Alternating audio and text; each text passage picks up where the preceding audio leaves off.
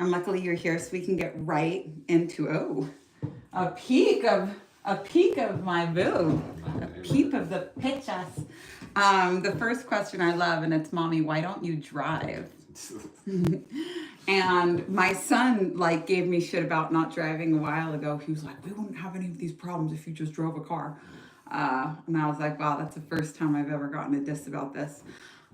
It has always just been driving has always just been a flat no for me. There's never been and you know what really set me off is one time my mom was a very hysterical person. And one time we were driving on the 495, which is a freeway in Maryland, I think. And my mom was crying and I was sitting in the front seat, and all of a sudden she goes, take the wheel so she could fix her makeup. And I just I of course grabbed the wheel, but it was so fucking scary for me. I was like, no. I am definitely not qualified to do this. Weird, hate this. And that is when I think I was just like, this is not for me. Because I had seen her do it when my older brothers and stuff were in the front seat, and they seemed thrilled at the idea, but me, I was just shitting myself the entire time. And then when I grew up in a cult, like you guys all know, but when I was 9 or 10 years old, we traveled in cargo vans. And a lot of times kids weren't in the same home as their parents. It was actually really, you surrendered your kids to the cult. So it was really rare that you would be living in the same home as your parents. Teens would get sent off to a teen training camp. It's the gulags, but doomsday, just manual labor all day long. Anyways, it was in Austin, and there was a cargo van with 13 people in it. 9 of them were teenage girls. And they got T-boned by a semi truck in Austin going through a stoplight, and they all died. And I remember hearing about that and just being like, yeah, this is not for me. So I tried driving a car one time because my stepsister was like, oh, you should learn how to drive. I'm going to take you to this gated community or whatever. It'll be a no-brainer. I was so nervous that I got horribly drunk beforehand, and I just drove straight into a dumpster. So I don't think it's for me. And something else that is just a flat no for me is shooting guns. But a lot of times after I complete something very big, I usually have a fantasy of going to the firing range. Is that what it's called? Shooting range. The shooting range, and just I don't feel, I just finished my book. After my book, I expect to be feeling trophy emoji after birth, or after completing something that's proportionate to birth creatively, which is definitely a book, very big deal.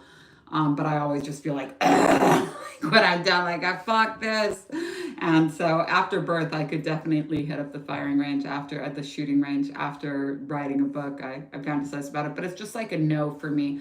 I think I don't trust in I don't know. It's just a no for me. I don't really know how to explain it. It's just a flat no. I know a lot of people that identify as witches. I don't identify as a witch. So I prefer to drive, and it works out nice. Yes. Daddy gets to pick the cars, his sliding scale of what a family vehicle is. Uh-huh. He's oh, our new family vehicle seats 2 people. 3. We're 5.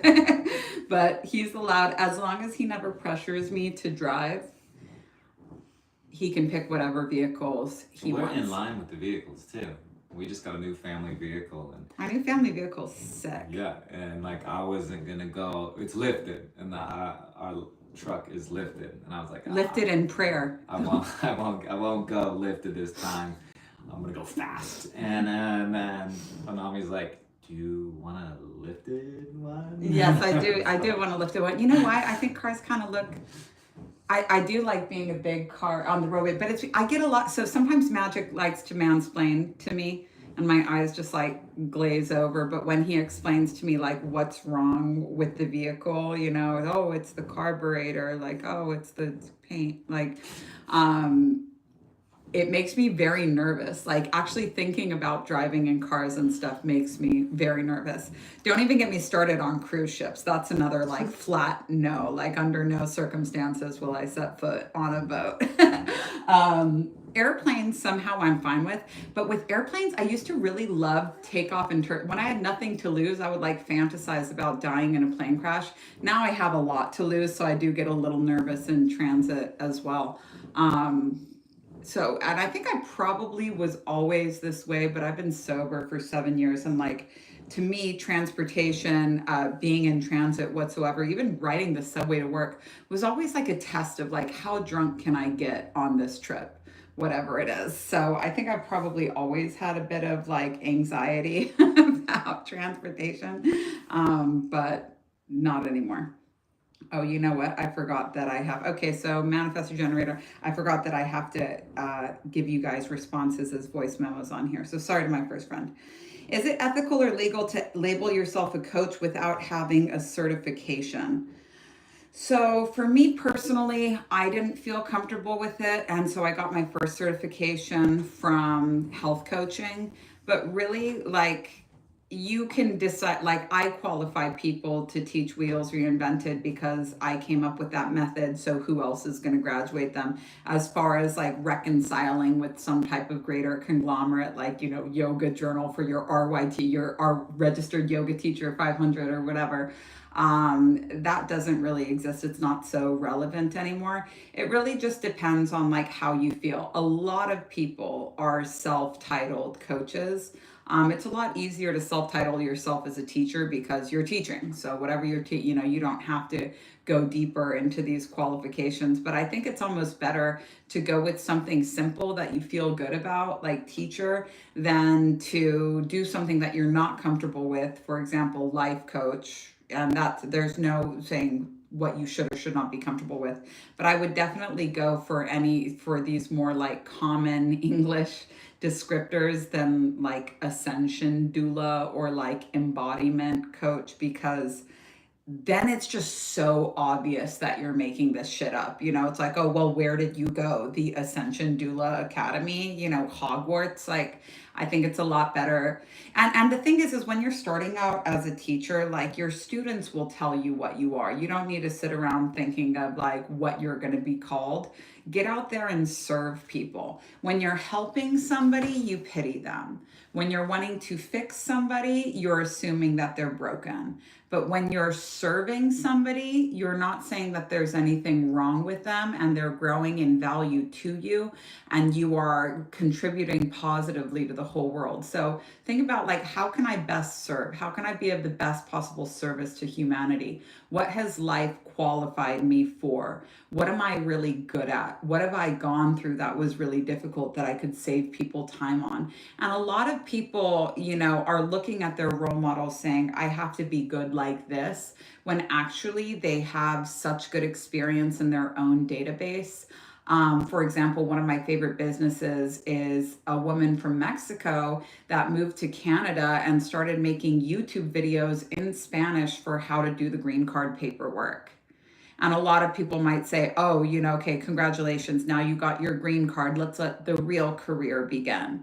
But what she was qualified for was like, wow, green card paperwork is really complicated and it's all in English. So I'm going to make it simpler. And now she has a huge YouTube following and a YouTube course. I can't remember her name. Sorry.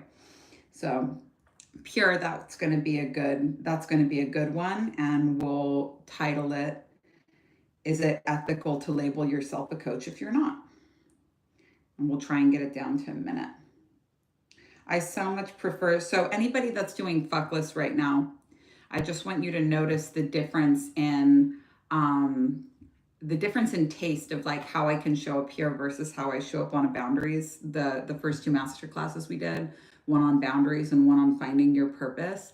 I'm a generator, so I'm here to respond. I'm always going to have the energy to respond. And when I'm responding, I'm always going to feel satisfied.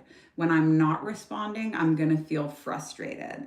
Q&A is super, super on brand for generators and manifesting generators. Also, it's even more on brand if there's something that you're doing with your hands, if you're a manifesting generator. So I don't know, Michaela, if you're an MG or not, but because you have so much energy, doing something with your hands while talking, folding the laundry or knitting or something is even, you're going to feel even more satisfied, and you're going to be even more clear because you have so much energy that being able to get it out in a passive way helps you to be more focused and be more satisfied. Not only that, but when you're in that zone, to use some fourth way speak, and we'll be after Wheels Reinvented, we'll launch Mesoterica, but you guys can do School of Unified Spiritual Laws whenever you want without needing to be, you don't have to finish it. You can just take a podcast here, take a podcast there. But when you're moving center, you're not thinking about what you're doing with your hands. The body's just moving. At first, when you first started crocheting, or knitting, you would have to learn and focus on what it was that you're doing. But now the hands just move. So your moving center is doing what it's here to do. Your emotional center is in its right place because you're not focused on yourself. Ideally, you're not getting distracted by insecurity or something like that. And you can just channel. Your intellectual center is doing what it's here to do. Your emotional center is doing what it's here to do. Your body, and all of this is directed by your body doing something without having to be guided. It just knows exactly where it is that you're going. Anytime that we have each center doing its right work, we're living at our full capacity. We're embodying our full consciousness. Usually we have the wrong center doing the wrong job.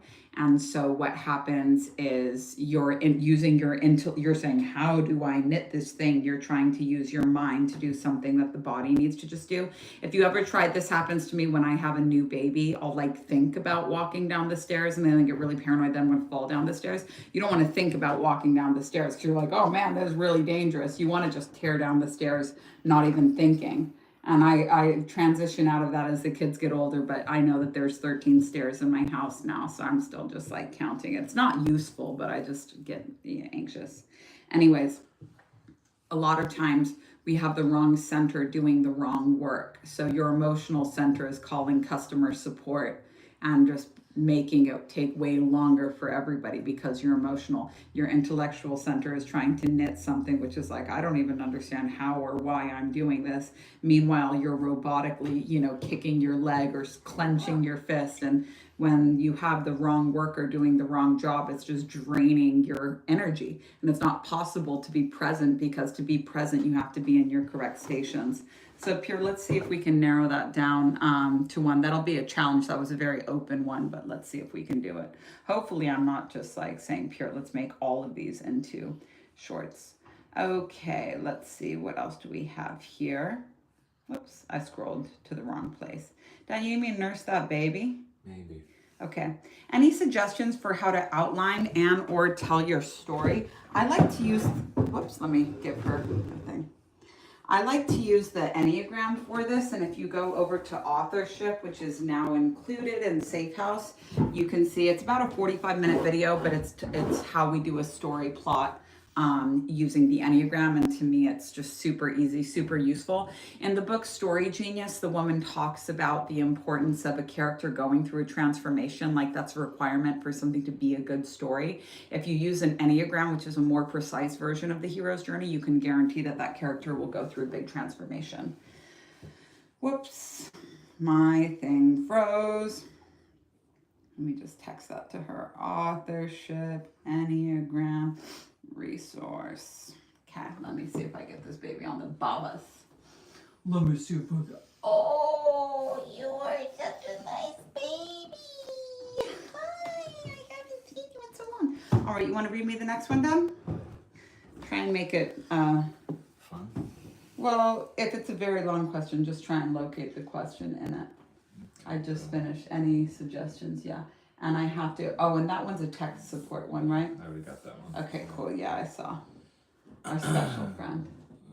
Okay, cool. This is a big one. Hi, Mommy. Thank you for the opportunity with Q&A. Can I check if I'm getting the self-hypnosis correct with one of my because I knows?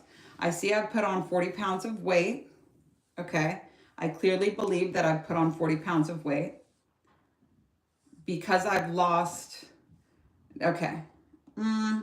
This is a hard one because you're talking about something, when it comes to numbers, like the numbers are a fact.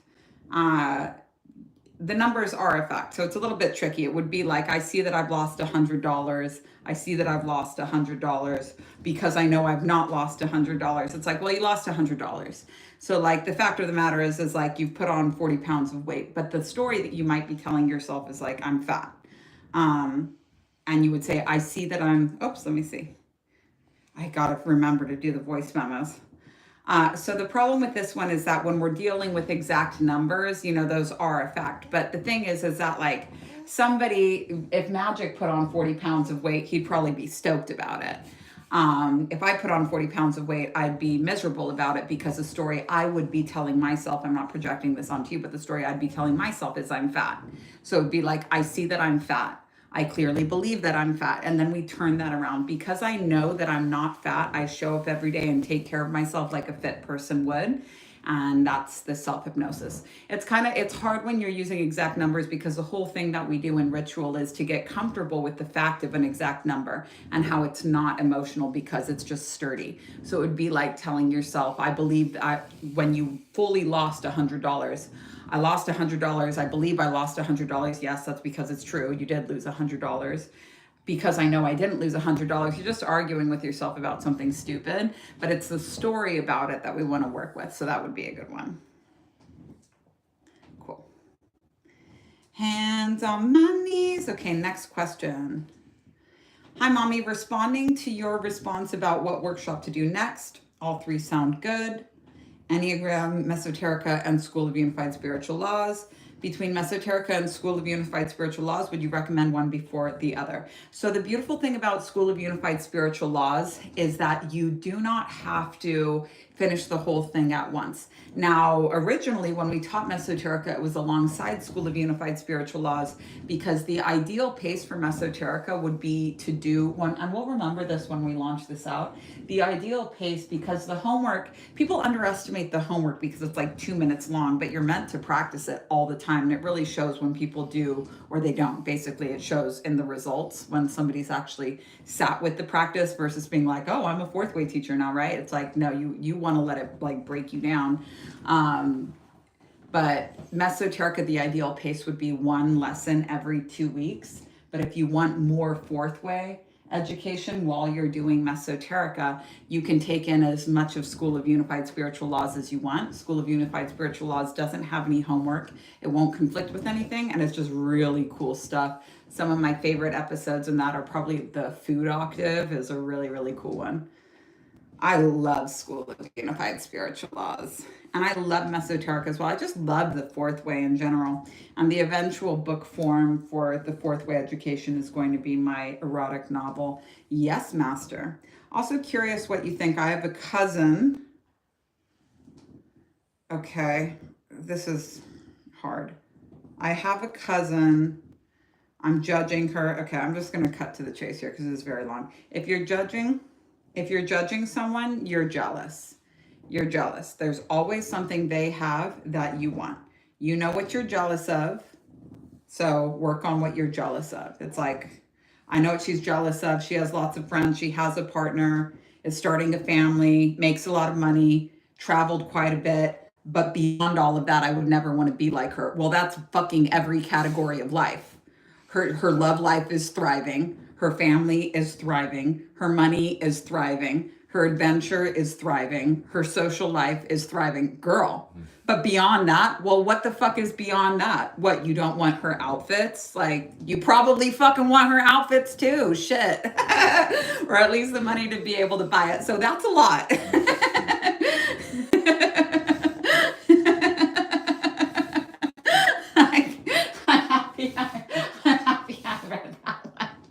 That's so funny because what else is there to be jealous of, you know? For a long time. That's so funny. Hopefully I haven't been fucking connected to Bluetooth this whole time. I guess. There's a chance. We haven't done a live Q&A in a long time. That's really funny to me. I've had some time to reflect on my homework feedback on marketing a journal within the aspect of helping moms with anxiety. I was wondering if I could pretty please with the chair on top resubmit my homework utilizing a course. Of course you can. Of course you can. Yeah, that's fine. I've rechecked a lot of people's homework, usually because I'm like, I can be of a better value to you if you, I can be of better value to you if we're doing this on a passive income course. When it comes to one-on-one coaching, you don't need a sales funnel for it. It's the 0 to 40K strategy. Have a lead magnet just to show that you're in business. The lead magnet is just saying, hey, I take this shit seriously. I didn't just change my bio overnight. I'm actually in business here. I'm actually getting to work here.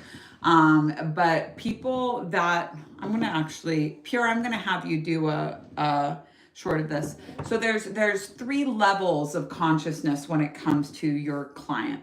There's willful, and willful is somebody that is not, they just want the data. They just want to be there as fast as possible. They respond really well to scarcity. Then there's intellectual, and somebody that's intellectual really needs to know all of the data. This is a more advanced student that really wants to know the method, and you must have a method to make anything passive.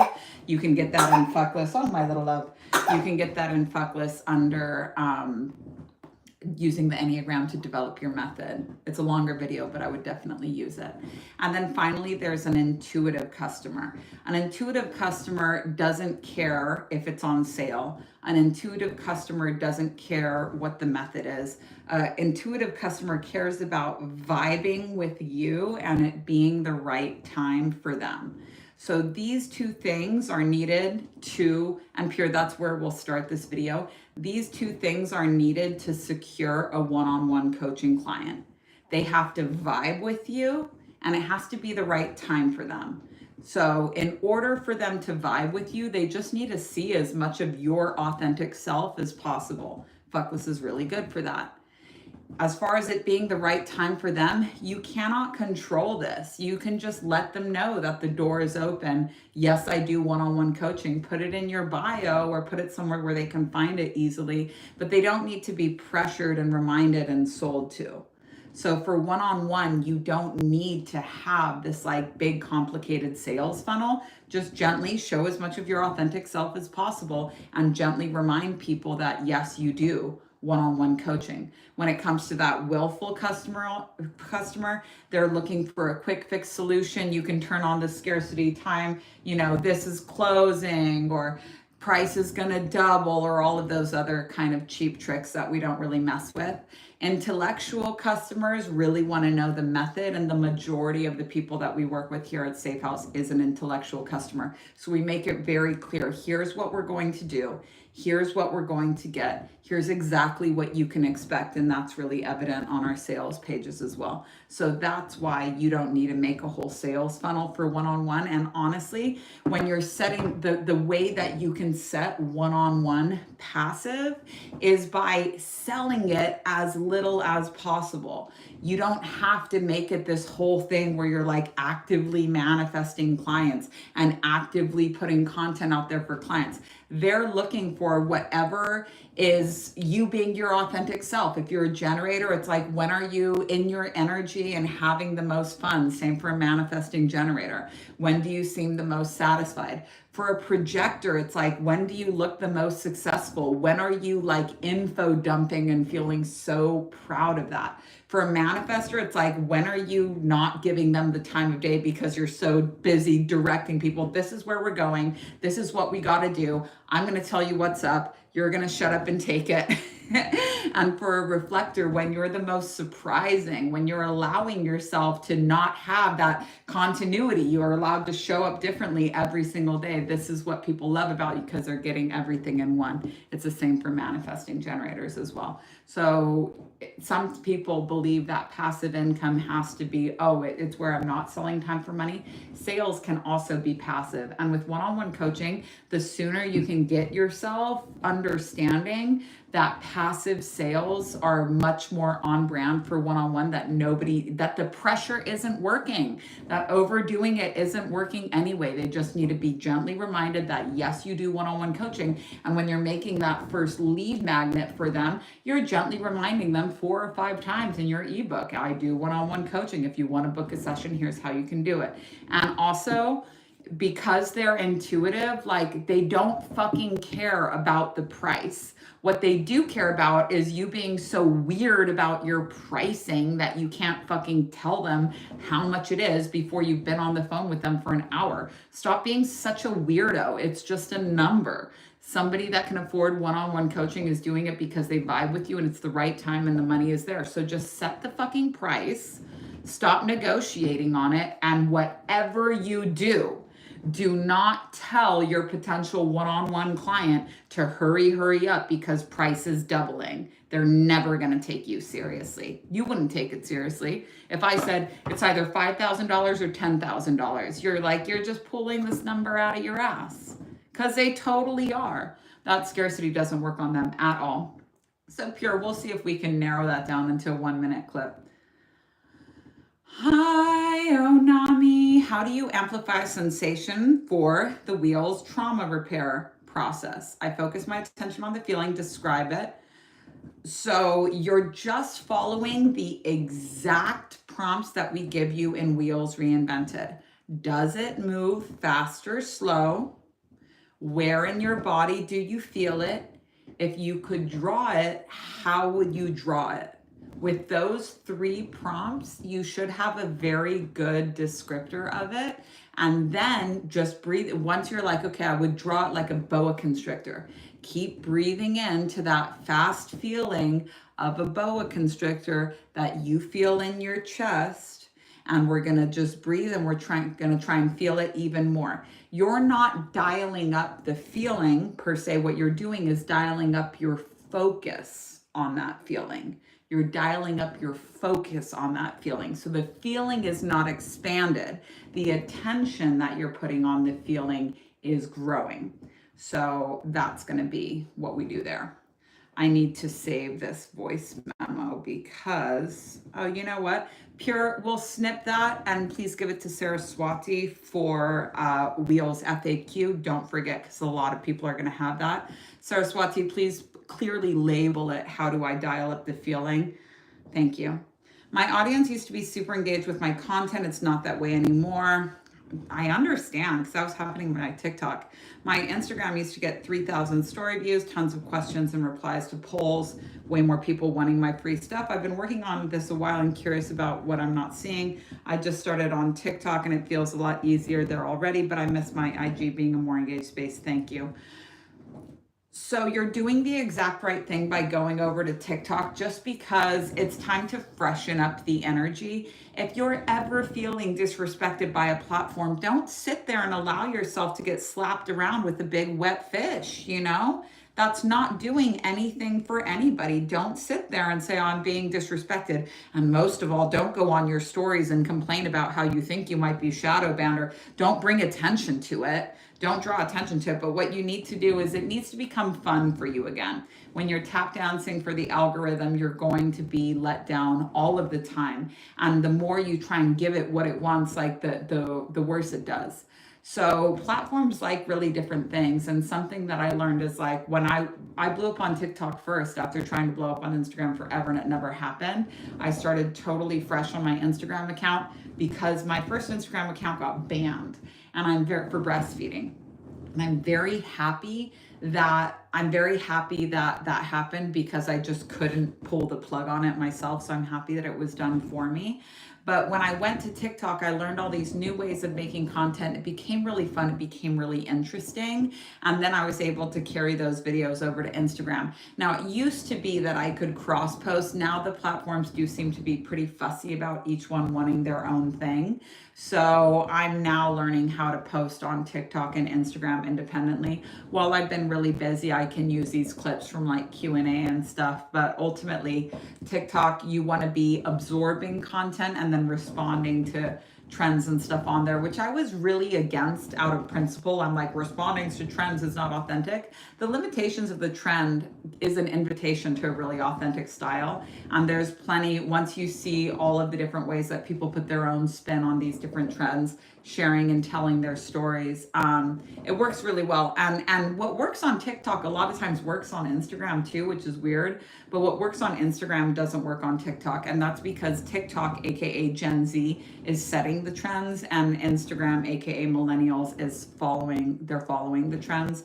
And so it's a great way to kind of reset. But what you don't want to do is just go on TikTok and start pumping stuff out the way that you're used to. You want this new platform to be an opportunity to change what it is, how you're posting, and how you feel about it as well. It should be fun.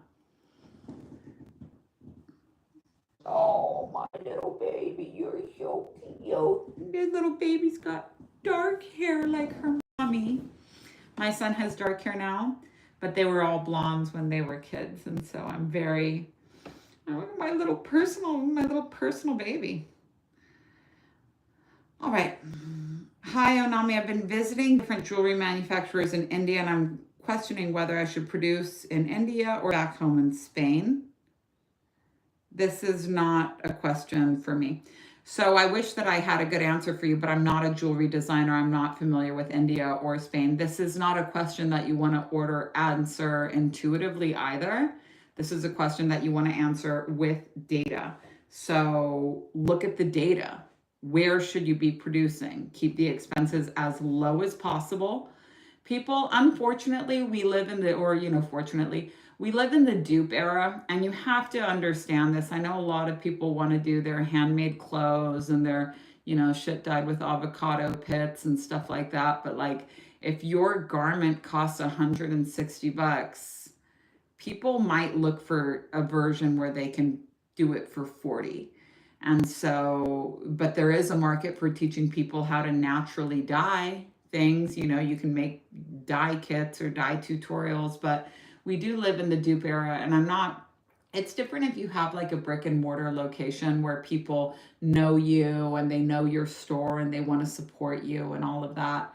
But when it comes to like buying things online, we do live in the dupe era. So as much as you might want to have a story of like, this is all handmade in Spain using materials from Spain, but it costs $2,200, whereas if you had it produced in India, it could be much cheaper. I would actually go with the cheaper option. But that's a question for everyone to answer for themselves. But yeah, this is not a question that you want to use the psychic mind on. This is a question for data. Hello, I was listening to Masterclass and you talked about the sounds a generator makes when answering the truth. This seems to happen. You drop an intriguing bit of human design info. Then I try to find the same for manifester, but though I'm not studying deeply, I can't find these kind of insights. Well, that's because manifestors and generators are built differently.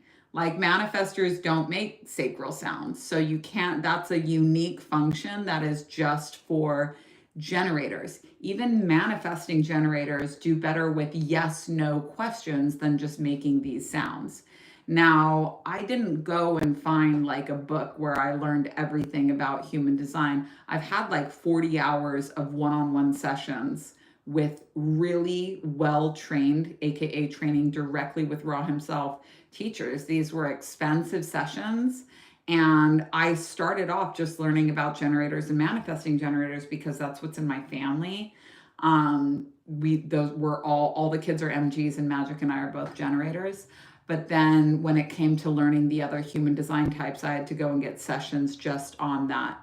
So if you want something tailored for you, like you should really get readings for yourself. And I've studied with Stephen Rebolledo, I think I'm saying his name right, Rebolledo.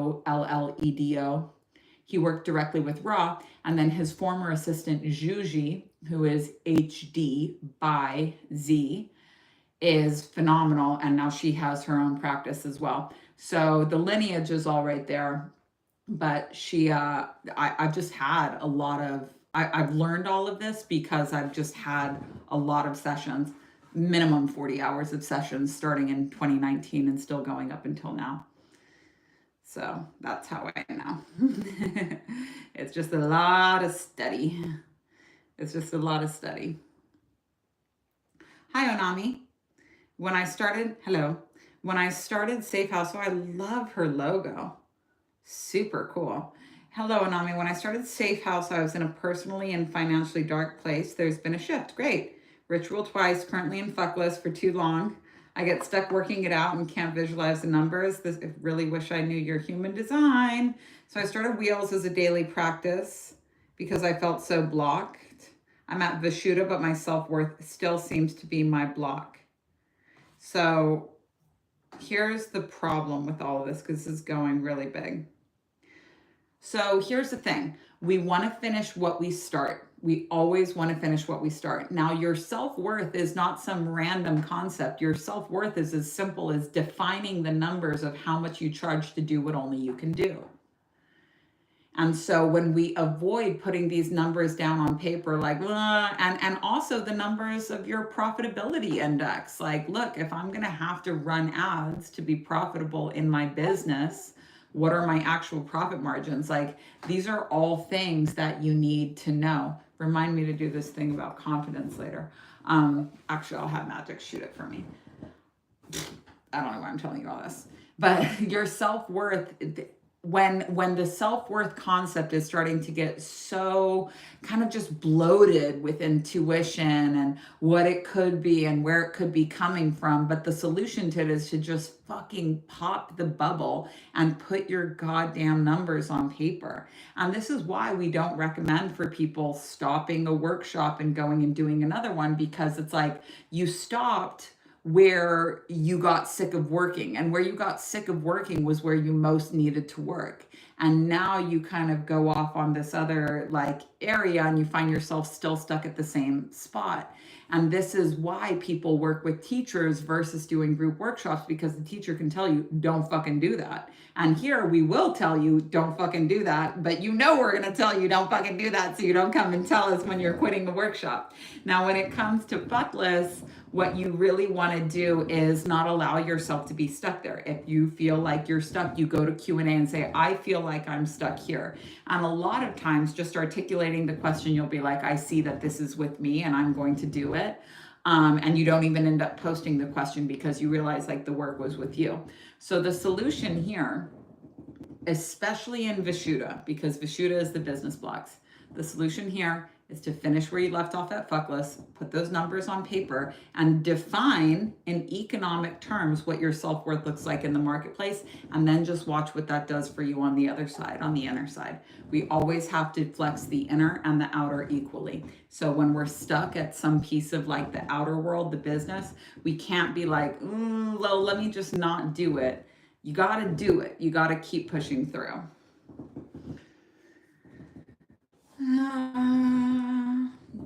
Yeah. Oh, my little. Oh, hello. Hi. This is such a fun baby. Of all of the babies that I've had, this baby is the happiest. And she's very responsive. So you can really like rev her up. You can be like, if you engage with her, woo, she'll really talk to you, really smile. And it's not just like, random smiles. Like she really gets excited. Hello. Hi, when I spend time with my mom, it's like death by 1,000 paper cuts. Okay, so there we go. Maybe you don't want to spend so much time with your mom. She's always getting these little jabs. It hurts and it makes me sad. She always plays it off like she's being funny, but it's not. Wow, your house is messy. You barely ate 2 bites of your sandwich. You've been talking so much. I'm surprised you doesn't have more wrinkles on his forehead from listening to all your stories. You should get your crazy cat a cat therapist. So do you actually like spending time with your mom, and do you speak up? Do you speak up when she says stuff like that to you? Have you ever told her the truth? I don't enjoy it when you speak to me like that. It hurts my feelings and it makes me not want to hang out with you so much. And how many times do you think you would have to tell the truth for her to get the point? How many times do you think that you would, like, be real with yourself? Do you think that if you told her straight up, hey, when you take these little jabs at me, regardless of what your intentions are, they hurt my feelings, I don't enjoy it, and it doesn't make me want to spend more time with you? Do you think we can talk and be real? If you want to say you don't like my cat, you can just say you don't like my cat. If you want to say you don't like me, you can just say you don't like me. But when you talk to me like this, it doesn't make me want to spend time with you. It feels like death by 1,000 paper cuts. You should try telling this truth to your mom instead of just to me and see what happens, because like, you want to give people an opportunity to change, but if you have and they're not going to change, like, you get to choose if you want your life to feel like death by 1,000 paper cuts, or if you want to feel like a glazed donut, you know, that's never been nicked by anything before, except for maybe your husband. You get to decide how you want your life to look, but you want to give people like an opportunity to change. And if they don't change, the most loving thing that we can do for somebody is accept. Has my tit been out this whole time? I hope I don't get banned on Instagram. Please let me know, Instagram, my tit has been out this whole time, because then I'm gonna have to delete this video. But be honest, and if she doesn't want to change, the most loving thing that you can do is not change her and be like, all right, I'm going to withdraw my energy from this relationship without telling you about it. Meaning, I'm not going to be the one calling you. I'll pick up when you call and see how it goes. But I'm not going to be the one. I'm going to stop initiating anything here and see how it goes. Be honest. Give them the opportunity to change if they want to, but if they don't, the most loving thing that you can do is say, I'm going to put you in an area in my life where it doesn't hurt me anymore. And if that means that you're not allowed to come over, then they're not allowed to come over. Guys, literally tell me on Instagram if my tit has been hanging out this whole time or not. Like oh, it is not. Okay, thanks, Jade. Okay. Whew. I was like, that's going to tell me a lot about the audience if my tit's been hanging out. You guys haven't told me. Because it gets me really in trouble. Like I said, my whole last Instagram got deleted because I had my tit hanging out. I have to text my husband right now and remind him to shoot this video about this. Shoot confidence video. A lot of people have been doing this trend on TikTok about like how to be confident. It's so easy to be confident. Just like only talk, confident equals competent. So if you talk about things that you're competent in, your confidence is going to grow. And I saw this lady who was like a style influencer who was like giving this really long like definition of like how she went from being not confident to being confident, and all of a sudden like everything took off.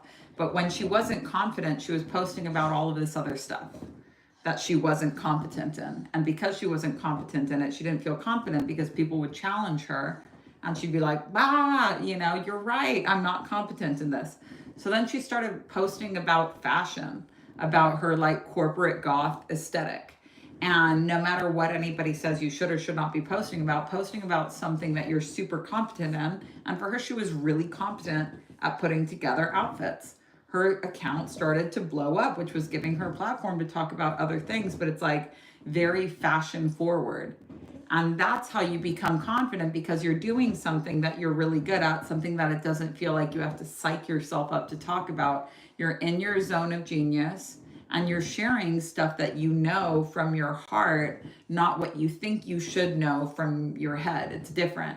So it's like, what am I really good at? What is something that I really know? What is something that I understand? And not like giving the people what you think they want or what they think they need to hear. Like, and everyone's competent at so many things.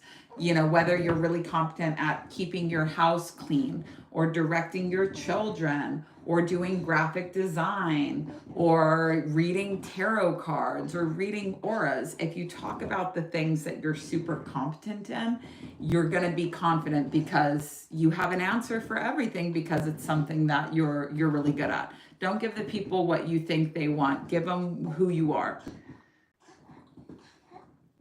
My little baby.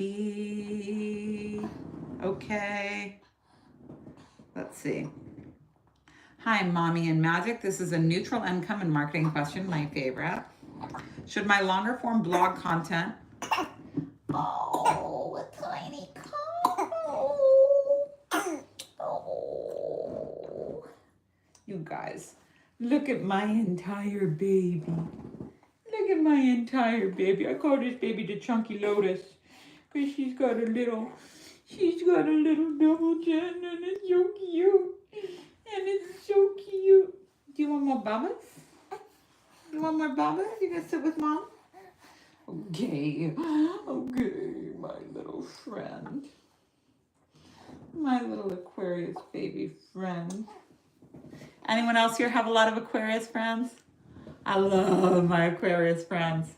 They're so weird. They're so weird, and they're always like eye roll for me but it's like a very necessary eye roll.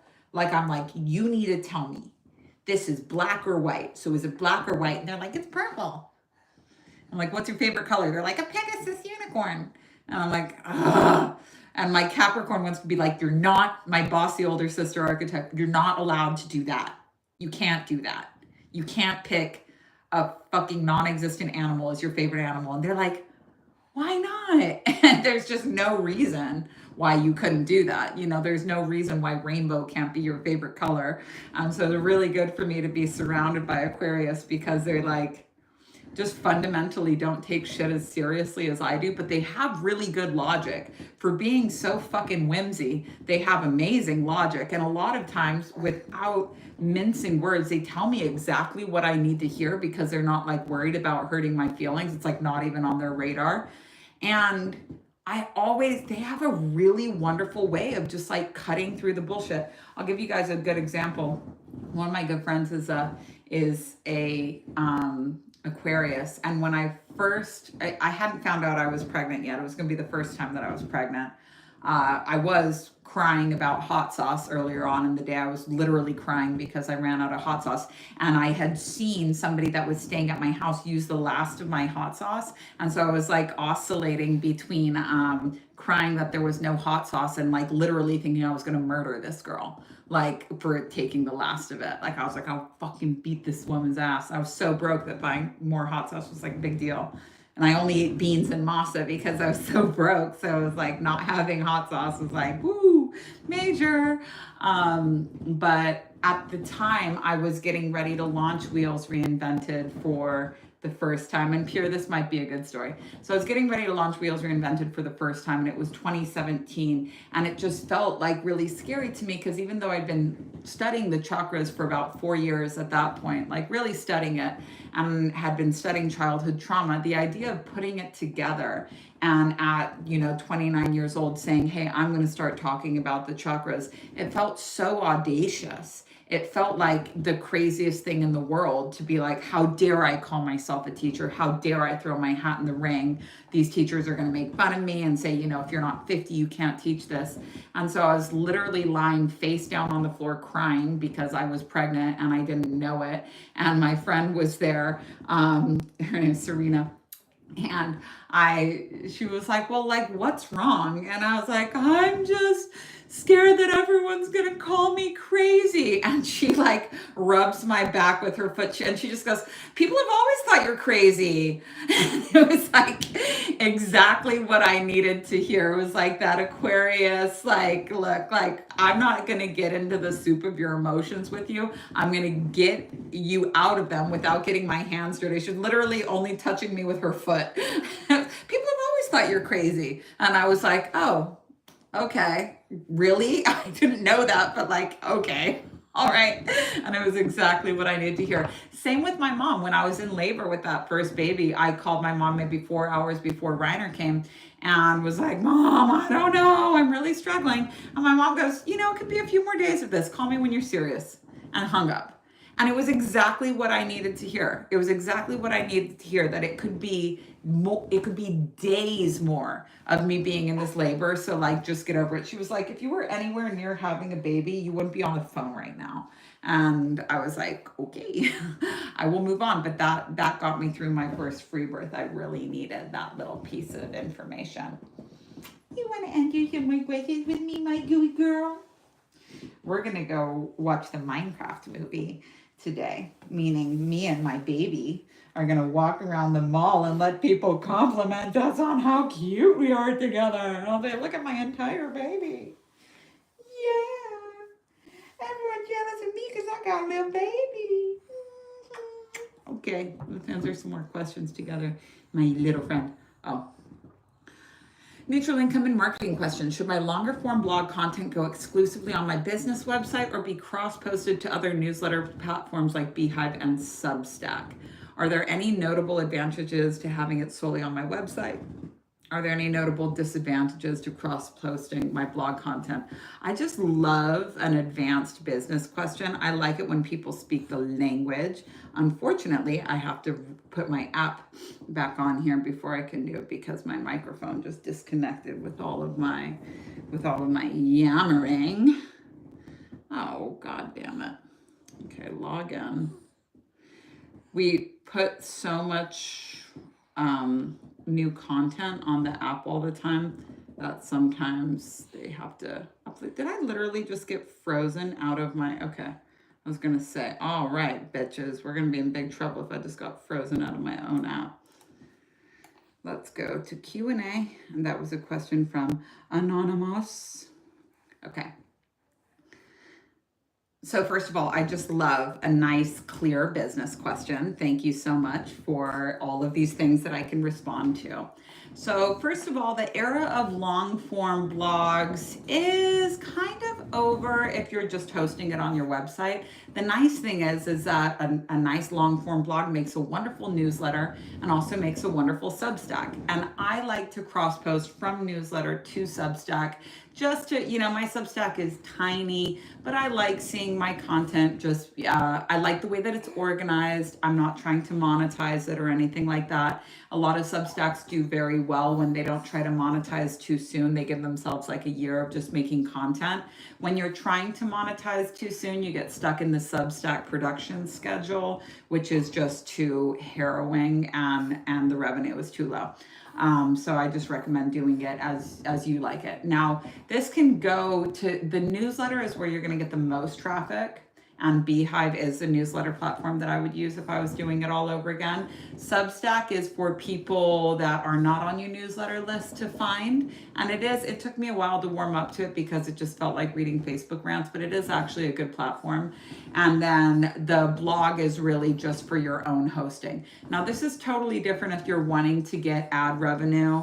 And I'm not, honestly, I think that this, trying to get ad spend from your blog is kind of archaic. It does involve a lot of, to me, it's a lot of work for very little income. It worked when there was no social media, when there was no discoverability, stuff like that. But now I don't really love it so much, unless you have like recipes or something, which I also think is a kind of a losing game. And I know because I used to write recipes and I used to test recipes, and people feel very entitled to get them for free.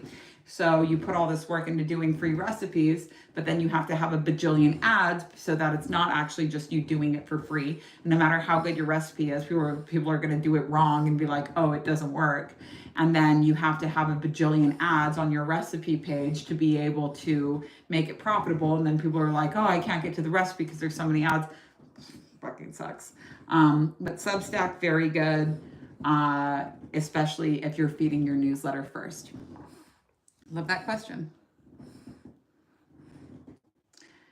And the only downside would be if you did Substack before newsletter, because you're going to get your greatest engagement from your warm audience on your newsletter. And if you don't have anybody on your newsletter list, I just imported all of my Gmail contacts and I was like, they can unsubscribe if they want to, but I didn't just want to be like talking to nobody. So, and it worked. Oh, my little baby. Okay. I've studied wheels 3 times so far. Why? Each time I take in something new, but I still don't understand how you recognize if you have your third eye open. Okay, cool. Well, you're definitely done doing wheels, but I'm I just finished the edits on the book and going through the book and realizing like now when people do the Wheels Reinvented book, they're going to be learning one process over and over, and then in the teacher training we'll teach you how to do it for other people and all of those different trauma processes and the case studies and all of that. It's not live because I'm done teaching wheels, but the book is actually really good. But in the book, people are just going to be learning the same trauma process over and over. Then there's also an aftercare section for each and every chapter, and I'm very proud of it. It's a very good book.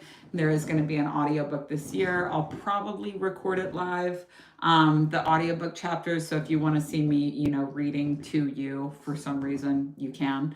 But we'll probably do that. Anyways, the third eye is open because you're going to experience something that's like mania. You're going to experience something that's like mania probably once every like 3 or 4 years. You might get it in smaller, you're going to get it in smaller doses, but you'll know when it's really peaking because you'll be like, whoa, this is going to change my whole life. Like I have a vision of something that's going to change my whole life. That's going to require a lot of changes. And so the last time it happened with me was the concept of erotic wealth, and that came through in 2021. Had moved some big blocks. 2021, the concept came through, and we're still perfecting and finalizing this. So you'll have like the big pa-ching, blitz. But when it comes to day-to-day third eye, and you're not meant to have your third eye wide open all the time because you're seeing the unseen, knowing the unknown, but at some point we need to make it seen and known. So you actually really have to, the third eye is really good for like getting the vision, but it's not, you don't want to be living in that super like Kundalini awake state all the time. And you certainly don't want to be prolonging it with things like weed because you won't have a chance to like ground it into reality. And it really does need to be grounded in reality.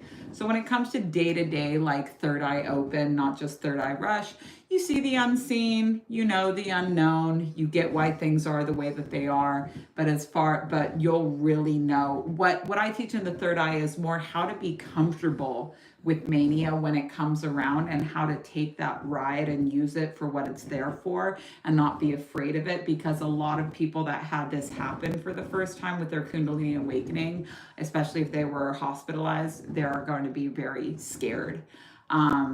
You also know that your third eye is open when you can see a vision for yourself that's bigger than your past. You can see something ahead of you that's bigger than the history that you have of why it couldn't work. You're doing my little baby girl. Come here. Come here. You're my little honey sweet banana. You're my little sweet banana. Yes, you are. Okay, we have just a couple more questions here. It's nice. We're in a quiet moment right now, which I'm happy for. But this quiet moment means that I can actually get all of Q&A done in 90 minutes when we had 800 students. And this is part of growing, is like I'm happier with 600 students than I am with 800 students. But the purpose of growing is to create a system that makes you happier. You're here to always serve more people. Like, you probably won't spend, especially not if you're like a single person, you probably won't spend more than like $250K a year. But even if you wouldn't spend more than $250K a year, you want to aspire to be making $3 million. And you have to have a plan for like where this money can go, and systems to be able to handle more responsibility. This is why a lot of entrepreneurs stop at 3 million, because going from there's this really sweet spot between like 1 and 3 million where your same systems, you can keep your team nice and small, but to go from like 3 to 7, to even go from 3 to 5 is like a whole rework of systems, a bigger team, a bigger staff. It really is like a rite of passage. And a lot of entrepreneurs don't want to do it because it's more responsibility, for sure. You can get to a pretty sweet spot in that $1 to $3 million zone where you can reduce reduce your workload pretty small. But to go from 3 to 5, to go from 5 to 7, you have to really immerse yourself back in and rebuild the systems and redo everything over again. And a lot of people don't want to do that, and I would totally understand. The thing is that I'm in a service-based business, and so the desire to serve as many people as possible, as best as I possibly can, is bigger than my desire to be comfortable or to, retain my 4-hour work week. And so even though I'm a lot happier when I have less students, it's about building the systems to be able to handle more happily. And so the system, we made a promise in 2025 of all homework checked, all questions answered. And Fuckless was the last workshop that has homework checks like this. Since we're doing autoerotic and erotic wealth live, our homework check will be formatted different. We'll be doing it actually like on the calls with we'll do a homework check call, but it won't be like that because we're doing it live. And so that's a way that we can handle more, is choosing to do live projects over all questions answered and all homework checked.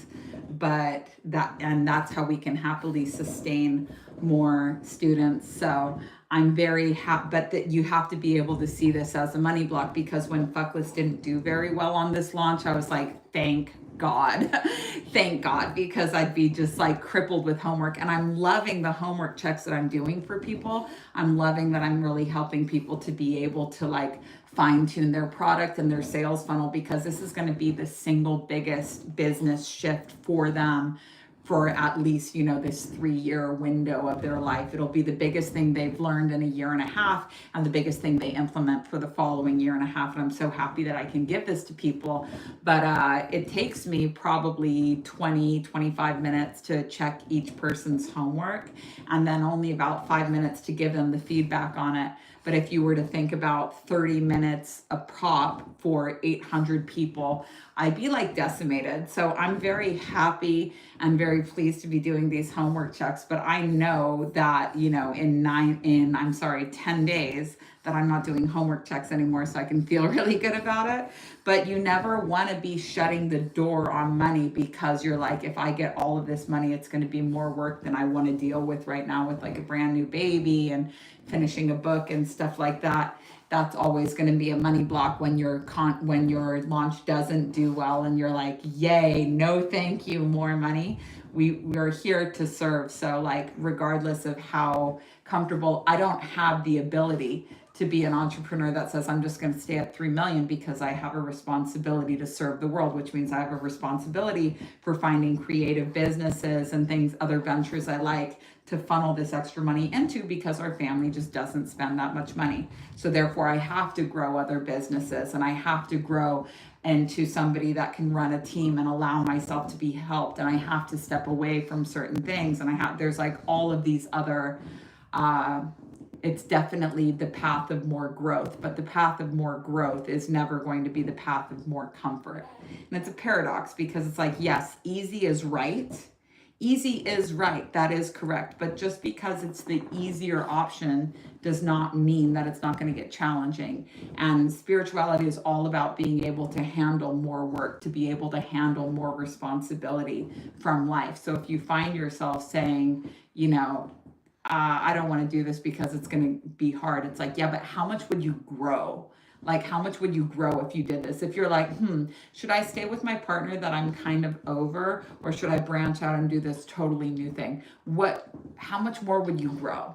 How much more would you grow? Like, if you're thinking about being a teacher all of the time, like, what do you want your book to say?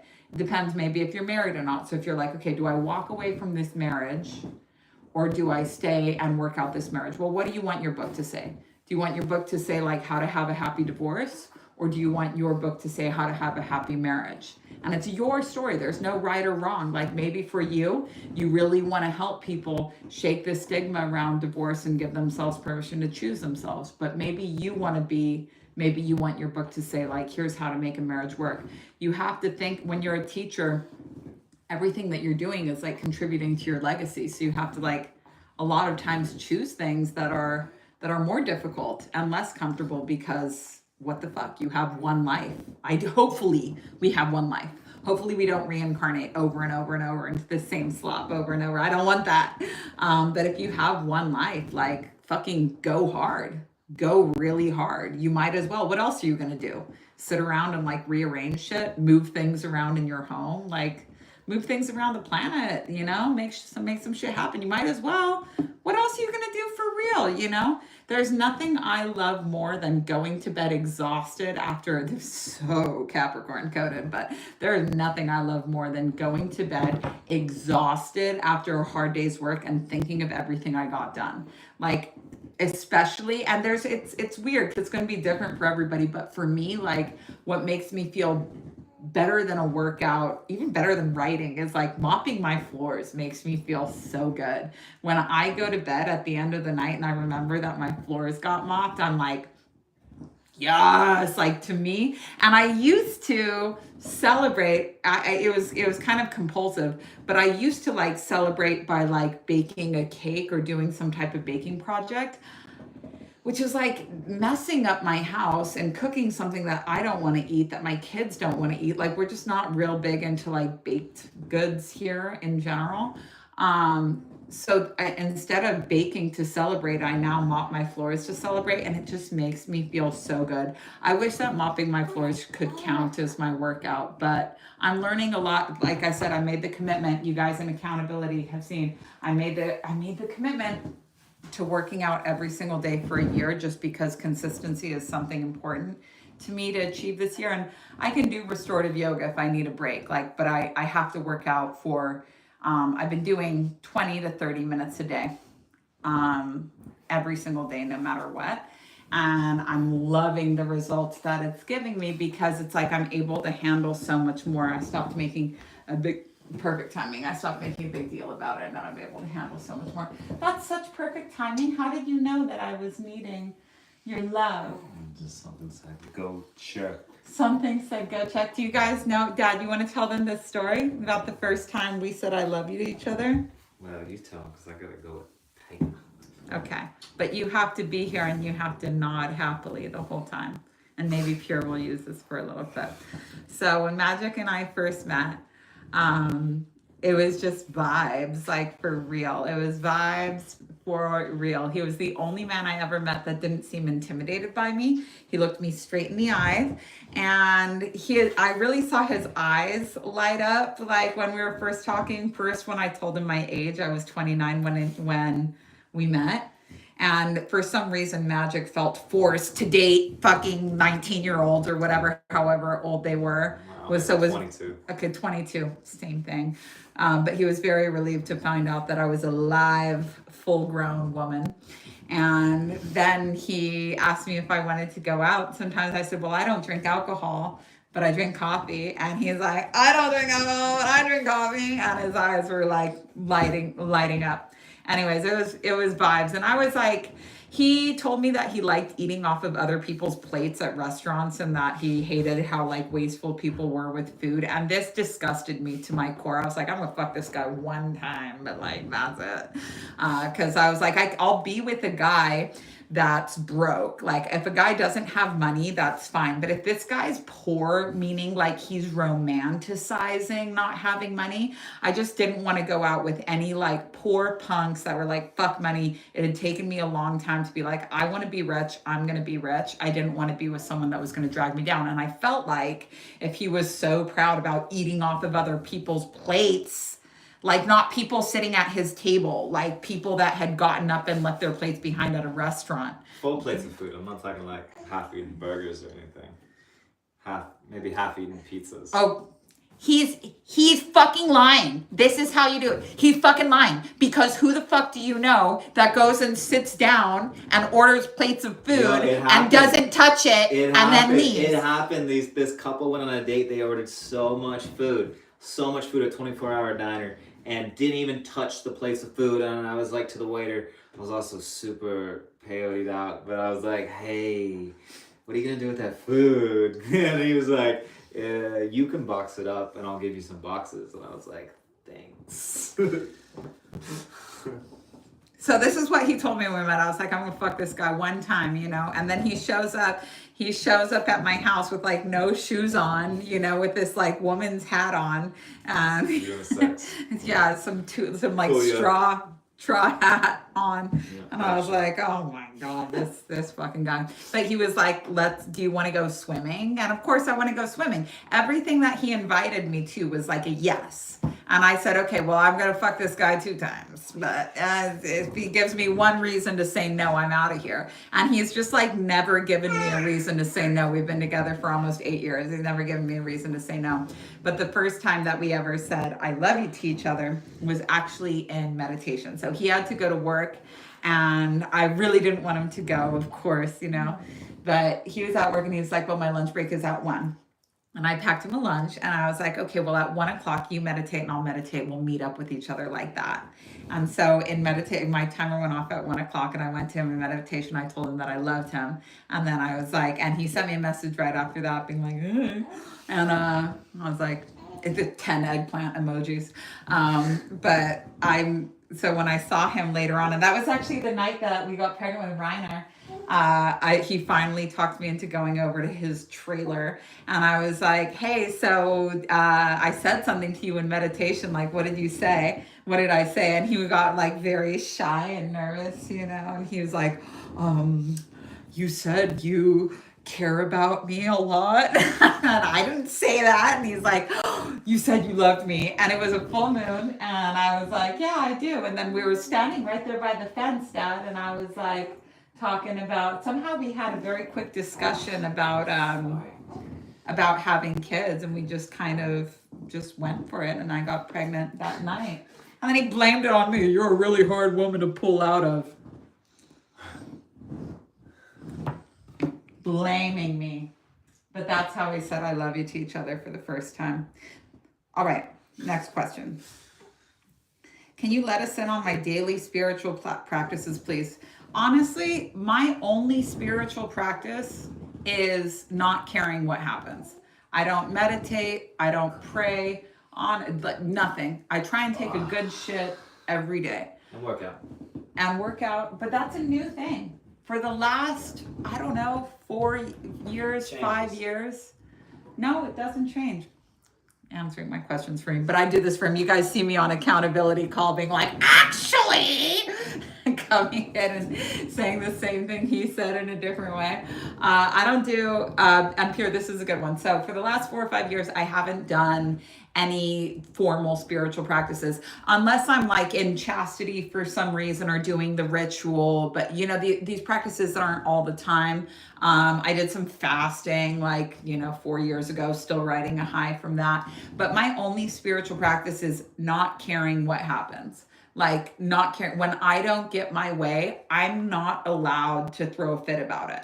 I haven't thrown a fit about not getting my way in at least 2 years. This took me a lot of work. This is the work that we cover in Mesoterica, and this is what awakening is. It's the ability to see peace in any situation. That's literally the definition of enlightenment, as per Nisargadatta Maharaj, who is a very enlightened person. And Krishnamurti said something like this, like, I just don't mind what happens. Whatever happens, I don't care because I don't want my plan to happen. My plan sucks. I don't want to read my tarot cards and know what's going to happen because it's not like I ever know what happens until it's too late. And I'm like, oh, fuck, my tarot card said this. I don't want to know. I don't care. I put my future completely in the hands of God. I trust that whatever comes for me has my name on it. I trust that whatever leaves me does not have my name on it. And I just don't care what happens. And that's my whole spiritual practice. And it works really well because, I like to live a different life every day. I think it's such a beautiful gift of being a human is that we can wake up every day and have a totally different day. And for so long, I was like trying to get my routine perfect so I could live the same day every day. And it was only when I did a meditation with my future self being like, what's my perfect morning routine? And my future self was like cracking up like, you and your fucking routines, like how can I make every day the exact same with my one life on earth? How can I do the same Ashtanga yoga every day? How can I drink the same lemon water every day? Now, and ever since then, I've really embraced like a different style of day. I try and do something different every single day. If I woke up at 5 o'clock one morning, I want to sleep in the next day. If I did this type of workout, I want to do something different. And before, I used to be, Magic would tease me all the time because I'd do something for one day and come over to him and be like, for the next 40 days, I'm going to be doing this. And he's like, get the fuck out of here. All right, because you guys snuck in some questions, which I'm happy about because we'll do these ones rapid fire. But I had to, of course, exit the app and re-download it, and now I have this. Technical questions. Any tips on MailChimp as I'm right about to get a plan to connect my website? My tip on MailChimp is don't use it. My tip on MailChimp is don't use it. The only reason that I use it is because I've been on it for so long that now it's too much of a pain in the ass to migrate because it's so like embedded into all of the things that I do. If I was doing it again, I would definitely use Beehive. And then because it's the same service, but for cheaper, it's easier, it's better. When I first got on MailChimp, they had this app called MC Snap, which was the same layout as doing an Instagram post, but it would send a newsletter. So it was literally so easy to send a newsletter. And then they discontinued it. And this is really like the theme of MailChimp. They're always making it more complicated. And I still only use the bare bones version. They're making it more complicated and more expensive. And it was built by a skateboarder. Like, I'm like, how are you making this shit so fussy? Like, geez, like keep it simple. Apple pipe for smoking weed. We don't want a fucking ice bong, just keep it simple. But it's gotten so hairy and so complicated, and that was the opposite reason for why I chose it. But now, because I have so many products, so many automations going, I probably have 30 automations. I have a total of 12 to 20 different products. But I would do Beehive, but I would also, these are your magic words, like API integrations. When you're thinking about a new platform, you want to find one that seamlessly integrates with this. If you can find ones that match, like it has a MailChimp API integration or it has a Beehive API integration, you can look in Beehive and see what integrations they have. But it's always going to be easier if it integrates with another software that you want to use than using something like Zapier to create a bridge between the two. So just look up Beehive integrations and make your choice from there. But MailChimp, I haven't been happy with MailChimp in a long time, but it would just be so much more work to migrate. So no.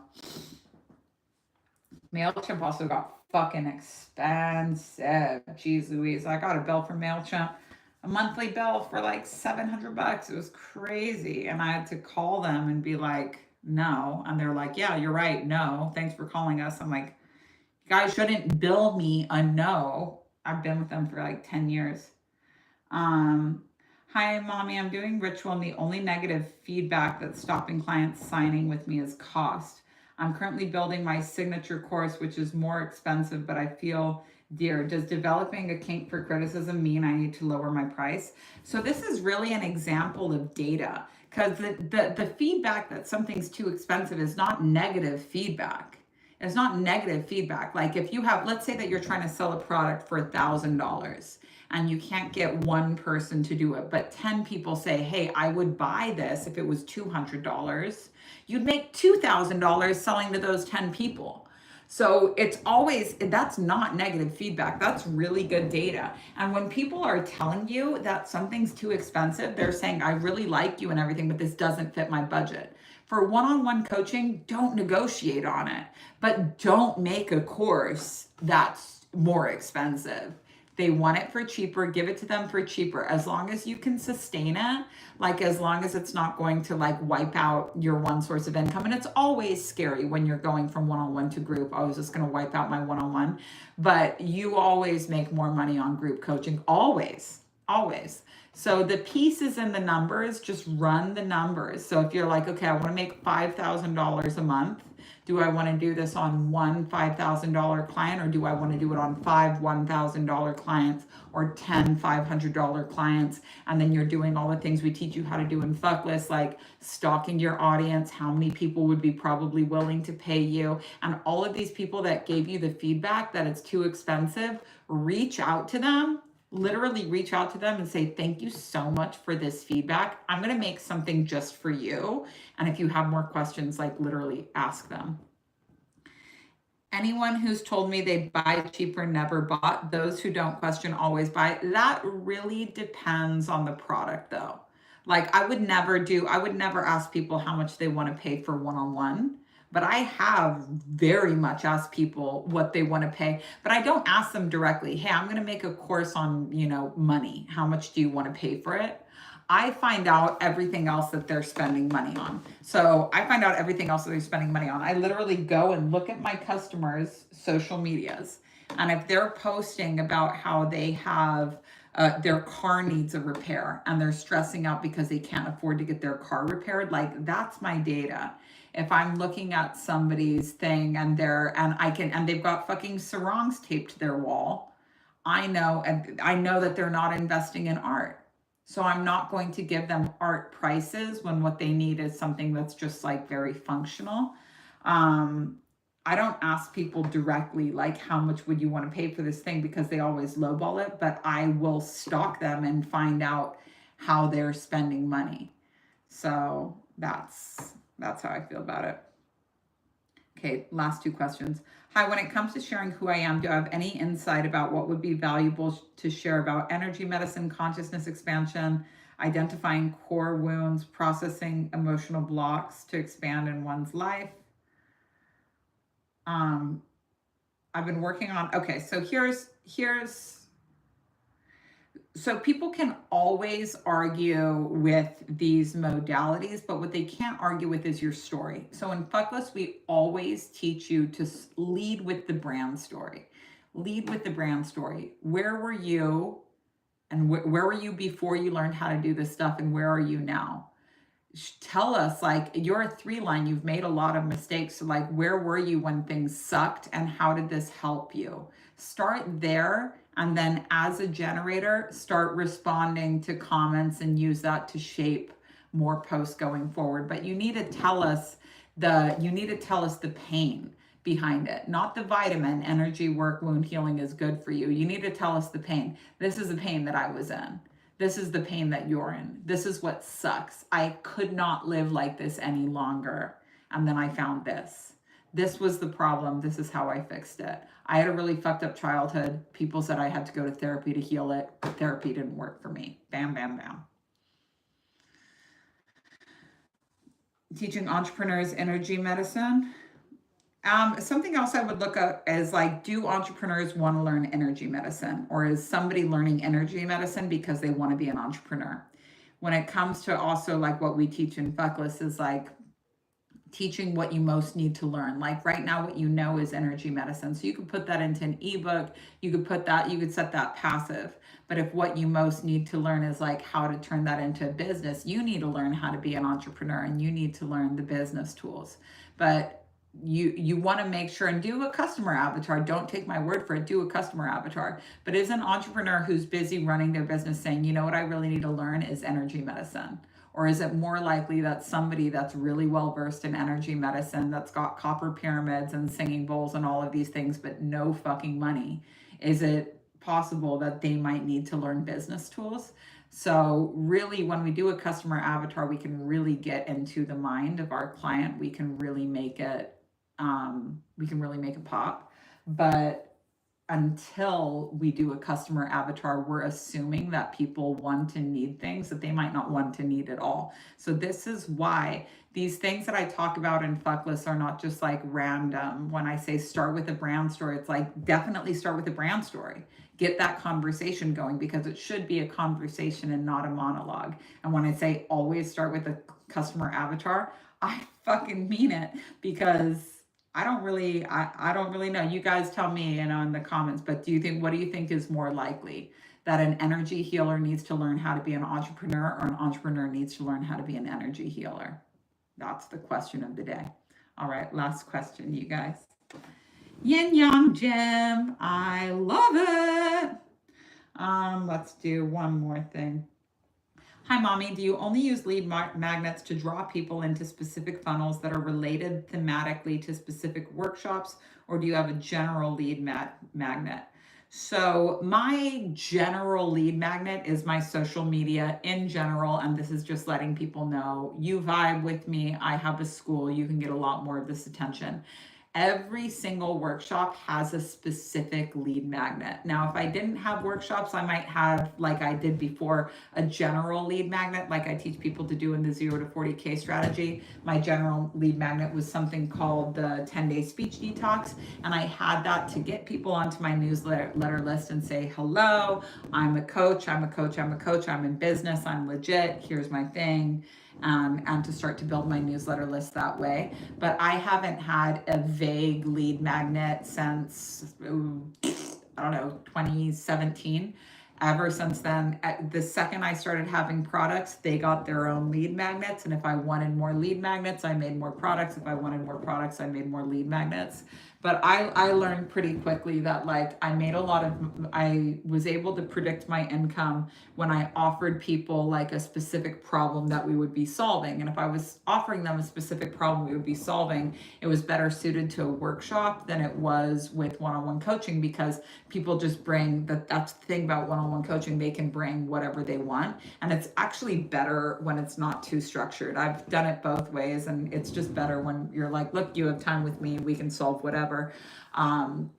But as soon as I figured that out, I knew I didn't want to just be talking about one workshop over and over. So as soon as I finished making one, I made the next one, and then the next one, and all of those had their own lead magnets. And that system has only gotten more refined. I decided in 2022 that I wanted to have really high quality lead magnets. And so I put a lot of work into making the type of lead magnets that I could feel really good about selling over and over again. I wanted lead magnets so good that people were like, oh my God, if this is her free, like imagine her paid. But you could consider my social media to be like an evergreen lead magnet for Safehouse in general, or like me as a teacher in general.